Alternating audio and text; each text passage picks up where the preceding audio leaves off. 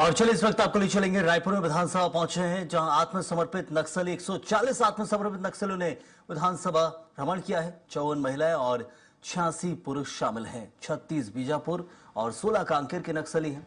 तो वहीं सीएम साय से मुलाकात की संभावना भी बताई जा रही है। नक्सलियों के पुनर्वास की दिशा में एक बड़ा कदम है।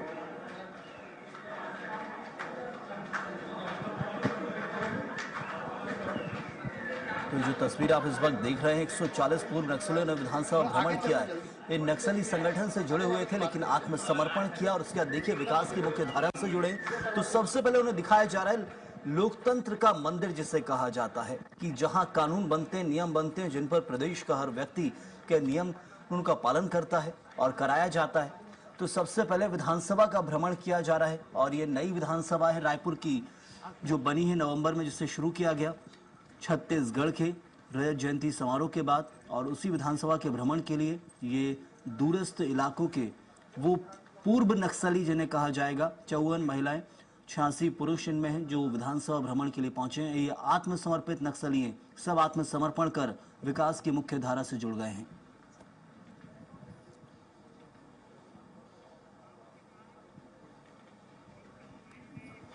और चले इस खबर पर चर्चा भी करेंगे। हमारे साथ हमारे सहयोगी दिलीप साहू इस वक्त जुड़े हुए। दिलीप, ये एक नया दौर है जो देखने को मिल रहा है। 140 आत्मसमर्पित नक्सली नक्सलवाद का रास्ता छोड़कर, हिंसा का रास्ता छोड़कर अब लोकतंत्र के मंदिर का भ्रमण कर रहे हैं और देख रहे हैं। जी बिल्कुल, बता दें कि जो साफ तौर पे अभी विधानसभा के जो सदन है वहां से निकलकर ये तमाम जो चेहरे आप देख रहे हैं, ये सभी युवा जो एक समय बंदूक थामे हुए थे, अब लोकतंत्र के मंदिर को देखने यहाँ पहुंचे हुए हैं।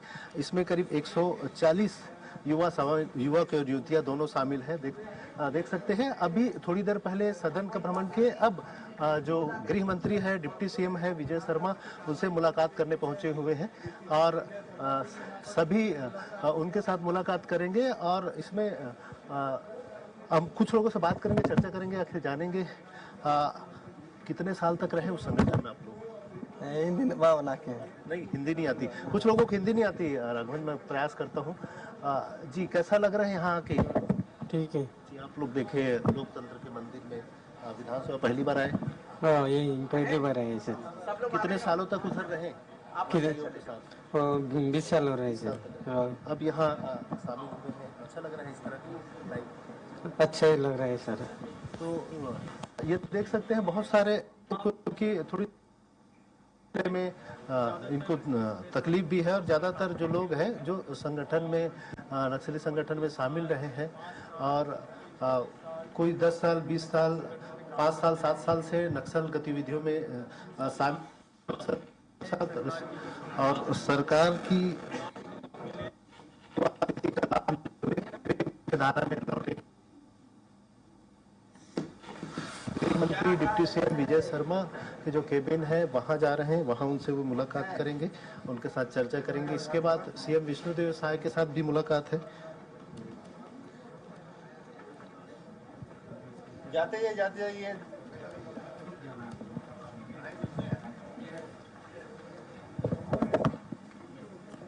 तो देखिए तस्वीरों में अब आपको उप मुख्यमंत्री विजय शर्मा मिल रहे हैं। आपको उप मुख्यमंत्री विजय शर्मा जो कि गृह मंत्री भी हैं, और इनका एक बड़ा योगदान नक्सलवाद की समाप्ति को लेकर देश के गृह मंत्री से आदेश आया और प्रदेश के गृह मंत्री ने इसका अनुपालन करवाया है। और ये दूरस्थ अंचलों से आने वाले वो सुदूर इलाके, छत्तीसगढ़ के नक्सलवाद से ग्रस्त दक्षिणी छत्तीसगढ़ जिसे कहा जाता था, बीजापुर, दंतेवाड़ा, और साथ में सुकमा के वो क्षेत्र हैं बस्तर के अंदर जो पूरी तरह से नक्सलवाद से ग्रस्त थे। यही वो नक्सली जो मोर्चा संभाले हुए थे आज खुद मुख्य धारा में जुड़े हुए हैं और लोगों के साथ मिलकर कदम से कदम मिलाकर चल रहे हैं। आज विधानसभा तक का रास्ता तय कर लिया है इन पूर्व नक्सलियों ने। अब ये प्रदेश में आम व्यक्ति की तरह जीवन यापन कर रहे हैं। पहले का दौर था जब ये हाथों में हथियार हुआ करते थे और हिंसा की भावना के साथ अपनी बातें मनवाने की कोशिश की जाती थी, लेकिन अब दौर बदल गया है। लोकतंत्र देश में है, प्रदेश में है, और लोकतंत्र के जरिए अपनी बातों को मनवाने की जो कोशिश होती है, अपनी बात रखने की कोशिश होती है, अब उन तरीकों को अपनाया जाएगा। और सबसे पहले इन्हें भ्रमण कराया जा रहा है। लोकतंत्र का मंदिर कहते हैं हम विधानसभा को, जहां नियम और कानून बनते हैं, जिनका अनुपालन प्रदेश का हर व्यक्ति करता है और करवाया भी जाता है।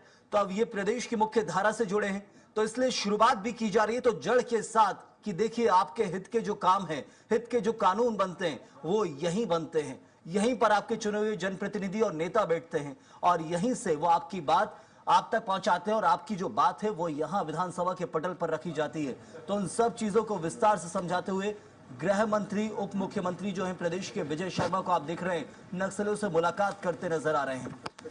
तो ये पूर्व नक्सलियों से, आत्मसमर्पित नक्सलियों से माफ कीजिएगा, मुलाकात करते नजर आ रहे हैं। 36 बीजापुर से आए, इनमें 16 कांकेर से आए हैं।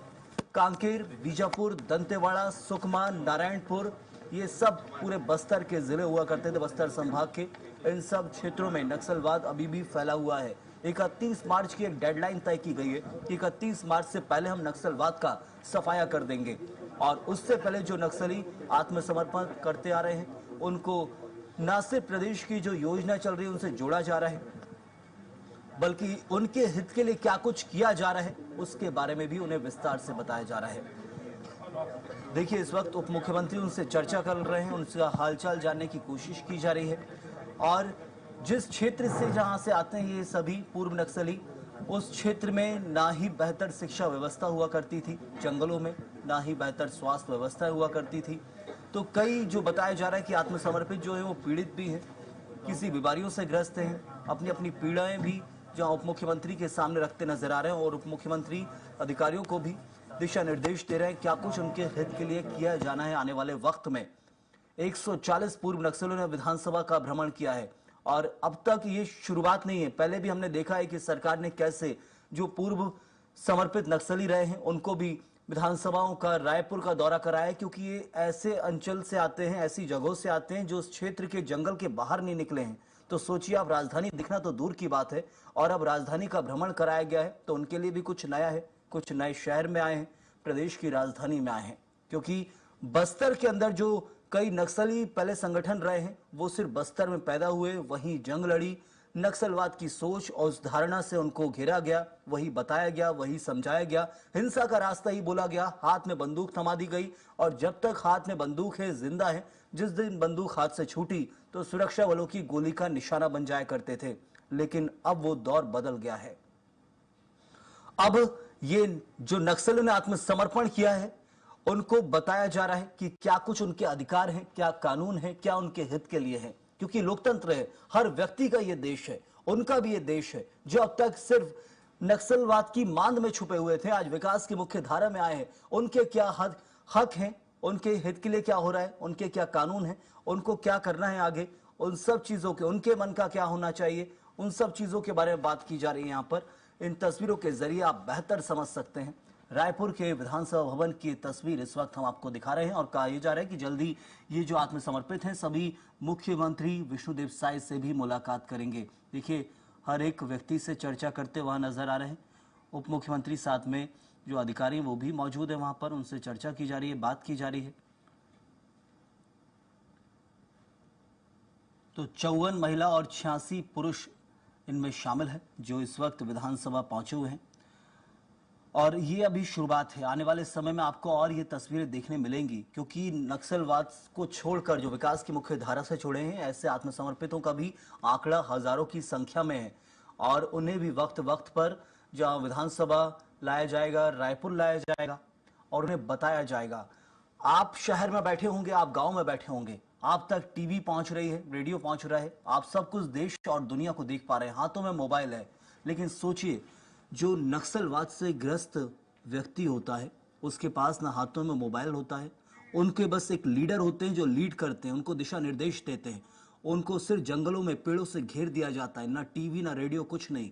उन अंचलों से निकल कर आए हैं तो उनके लिए एक नई शुरुआत है, ये आप समझ सकते हैं।